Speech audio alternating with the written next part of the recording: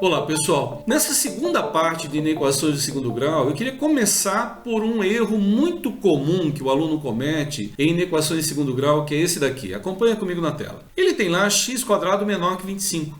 x² menor que 25, ele acha que está trabalhando com uma equação. Aí o que ele faz? Ele vem aqui e faz isso. Ó. Então x tem que ser menor que mais ou menos raiz quadrada de 25. Portanto, x deve ser menor que mais ou menos 5. Se você está fazendo isso, saiba que você está cometendo um erro extremamente grosseiro com inequações. Você não pode fazer esse procedimento que é habitual em equações, trazer para o ambiente das inequações. Nunca faça isso. Nunca vezes nunca, tá bom? Então o que a gente vai fazer? Vamos apagar essa coisa horrorosa que acabamos de representar aqui e vamos começar pelo básico. O básico é aqui, ó, defina as raízes de cada fator, ou seja, defina as raízes dessa equação, dessa inequação, né? Então vamos trazer 25 para o primeiro membro. Vai ficar assim, ó, x² menos 25 menor que zero. Pronto, agora virou aquelas inequações que a gente estava resolvendo na parte 1, lembra? O que eu tenho que fazer? Descobrir quem são as suas raízes. Nesse caso, some produto, Bhaskara, o que você achar melhor. Eu encontrei uma raiz que é 5, a outra é menos 5. O que eu faço? Eixo X, né, para pendurar essas raízes. E aí eu noto que ele está falando que é menor que 25. Ou melhor, desculpa, inequação de baixo, menor do que zero. Menor do que zero não inclui raízes, né? Então tem que ser bolinha aberta. Então eu venho aqui, vou pegar a primeira bolinha, a segunda bolinha, para indicar que são as duas raízes que vamos representar por menos 5 e 5. Pendura as raízes menos 5 e 5. E agora eu vou pegar um valor que a gente já vem falando bastante tempo, né, que é muito útil na análise do sinal. Vamos pegar zero.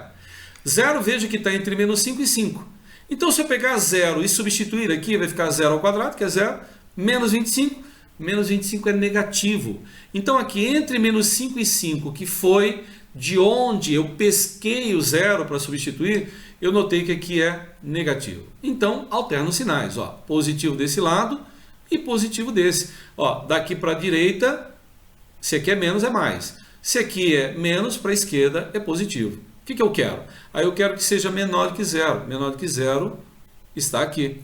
Vou lá, abro o meu conjunto solução e começo dizendo, ó, o x que eu vou usar, ele é real, mas o meu x está entre os valores que são menos 5 e 5, resultado dessa equação. Eu estava pensando comigo aqui, como é que você resolveria se a gente tivesse algo assim, ó, x² mais 1, eu quero que seja maior do que zero. Cara, a mesma situação. O que a gente vai fazer aqui? Nós vamos discutir quem são raízes. Bom, mas só que quando você tentar calcular suas raízes, você vai se deparar com o delta que é menor que zero. Uau, delta menor que zero, o que eu faço? Sem desespero. O que você vem aqui apenas é pendure, tá? Eixo X, vamos pendurar as raízes. Mas Carlos falou que não tem raiz. Ah, é verdade, não tem raiz. Então o que eu vou fazer? Eu vou chutar um valor qualquer, tá? E vou observar qual é o sinal. Esse valor que eu vou usar é o zero. Então vou lá e meto zero. Zero ao quadrado dá zero mais 1, 1. 1 é positivo. Então quer dizer que ela vai ser sempre positiva para todo e qualquer valor de x. Ela é sempre positiva? Sempre. Agora eu vou ver a condição. A condição é que eu quero que ela seja maior do que zero. Mas olha, independente do x, ela está sempre sendo maior do que zero. Ah, então serve todo mundo? Serve todo mundo. Então quem é o conjunto de solução? Ele passa a ser todos os números reais. A resposta dessa nossa inequação. Tá bom? Tranquilo, né, gente? Fácil. Então, sempre observe, parta das raízes, pendura as raízes, observe o sinal da desigualdade, se é maior ou igual ou menor ou igual, inclui o igual, então bolinha fechada nas raízes. Pendurou, chuta um valor no intervalo qualquer que você queira. Eu estou sempre usando zero, mas não precisa ser o zero, é qualquer valor dentro de um intervalo que você tem escolhido. Substitua e analise o sinal. Agora vamos lá, vou puxar aqui para o lado um pouquinho, Porque eu queria conversar com você sobre um sistema. Sistema, na realidade, você tem que ficar muito ligado que representam mais de duas inequações, né, representadas juntas através do símbolo de chaves, em que você tem que encontrar uma solução que sirva ao mesmo tempo tanto para uma inequação como também para outra. Então não é achar a solução de uma inequação, a solução da outra e apresentar a resposta como sendo as duas soluções. Muito pelo contrário, é você encontrar um intervalo que atenda a uma e que também vai atender a outra. Então como é que a gente faz isso? Primeiro, a gente separa cada inequação. Então eu venho aqui onde eu tenho x ao quadrado menos 4 menor do que zero. Eu vou determinar suas raízes, 2 e também menos 2. Vou pendurar aqui, tá? Uma delas é menos 2, a outra vale 2. E agora eu vou estudar o sinal. Vou pegar o zero. O zero está entre menos 2 e 2. Quando eu lançar zero aqui, vai dar menos 4. Menos 4 é negativo, então aqui eu sei que é menos, aqui é mais e aqui é mais, sempre alternando sinais. Vou pegar a condição. A condição é menor do que zero? Menor do que zero está aqui. Então a solução para essa equação é qualquer número entre menos 2 e 2, não incluindo menos 2 e também não incluindo o número 2. Tá bom? Muita atenção. Agora nós vamos para a segunda inequação. A segunda é x ao quadrado menos 3x menor que zero. Suas raízes são 0 e 3. E eu, mais uma vez, vou pendurar aqui, tá, as suas raízes. Tá? Eu noto que também as raízes não fazem parte da solução, porque aqui é menor do que zero. Aqui eu coloco 0, aqui eu coloco 3, e agora eu vou pescar um valor. Veja que não dá para pescar o zero, porque zero está sendo raiz. Vamos pegar um número entre 0 e 3. Tentei 0, não deu, tento 1, né? Que é o número mais baixo inteiro.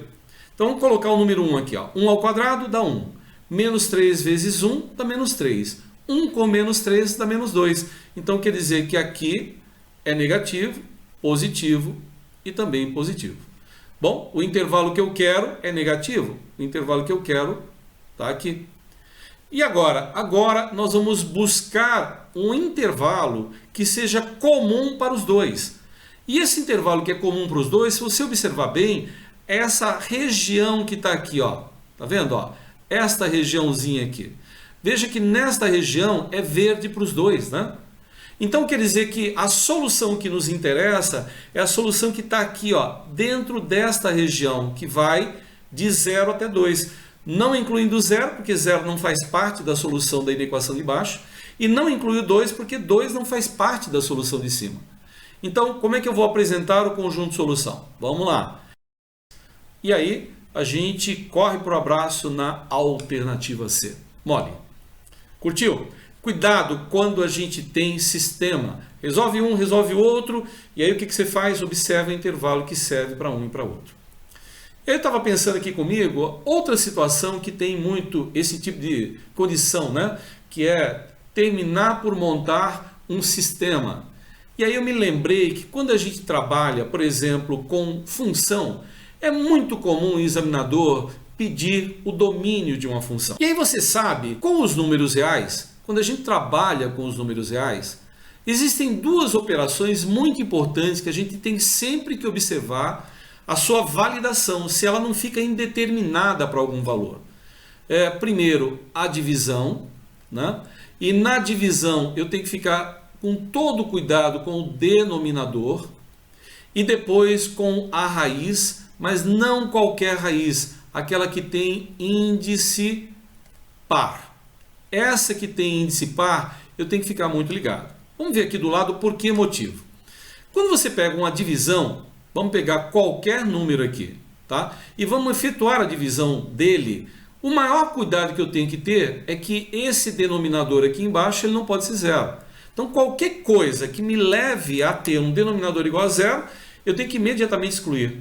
A divisão por zero é indeterminada. Nunca dividirás por zero.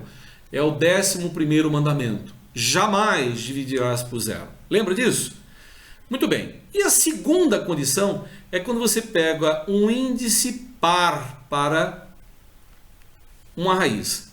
Quando você tem um índice par, você está obrigando necessariamente a esse conteúdo que está aqui dentro, ele tem que ser maior ou igual a zero. Mas por que isso, Carlos? Porque não existe raiz quadrada de menos 4. Tá? Isso aqui não é igual a menos 2. Não é. É totalmente diferente de menos 2. Tá? Não está definido. Para o conjunto dos números reais, o conteúdo de uma raiz de índice par tem que ser sempre um número positivo ou zero. Mas, no entanto, quando você pega um índice ímpar, ó, raiz cúbica de menos 8, isso aqui é igual a menos 2. Não tem problema quando o índice é ímpar. O único problema é quando o índice é par, é quando é 2, 4, 6, 8, 10 e assim por diante. Então, a gente vai ter que tomar cuidado com essa expressão aqui, porque ela tem uma raiz onde esse conteúdo que está aqui dentro, ele tem que ser maior ou igual a zero.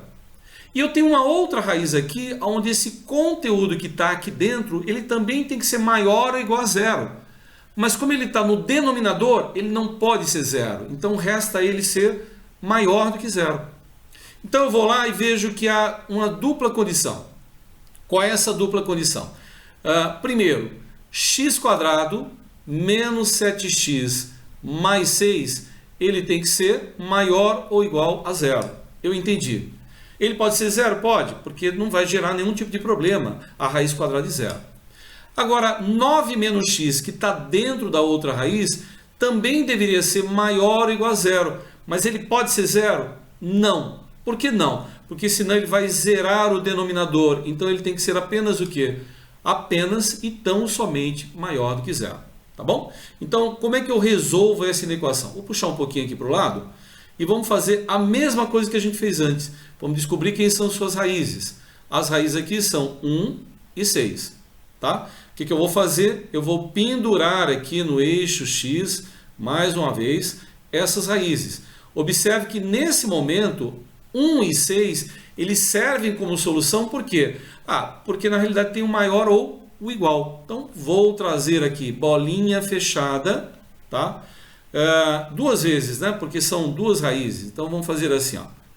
Tá? Duas vezes, trazendo aqui, indicando que são as raízes 1 e 6 da minha primeira inequação.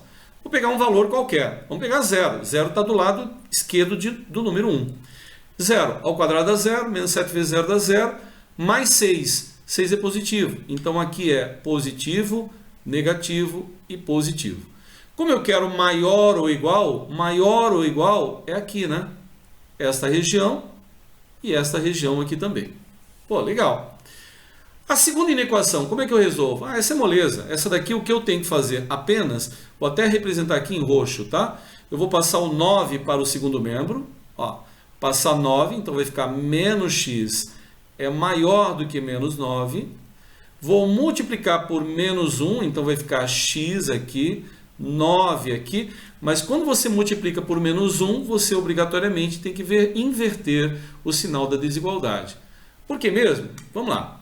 Eu tenho algo assim, ó. 4 é maior que 3.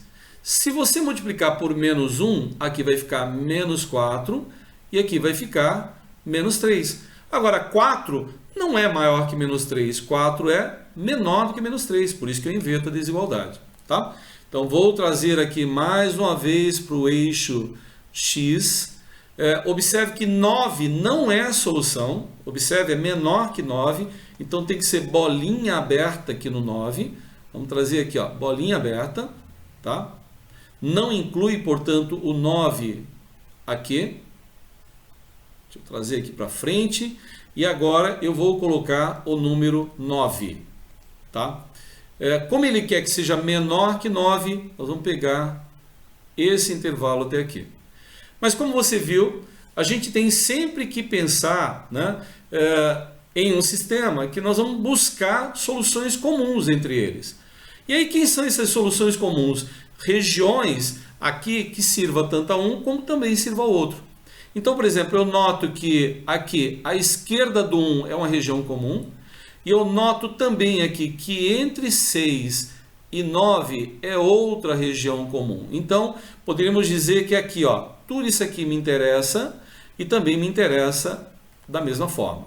Então, qual seria o domínio da minha função? Seria assim: todo x real, tal que ele seja menor ou igual ao número 1, porque 1 é parte integrante tanto de cima quanto embaixo, ou que esse x ele esteja entre o número 6, incluindo 6, mas não inclua o número 9. Pronto, está aí o domínio da função. Espero que você tenha entendido, né, a inequação, a importância de definir quem são suas raízes, entendido o conceito de sistema acima de tudo, tá bom? Para não confundir com o que a gente vai falar na próxima aula, que é a chamada inequação produto. Tá bom? Forte abraço para você.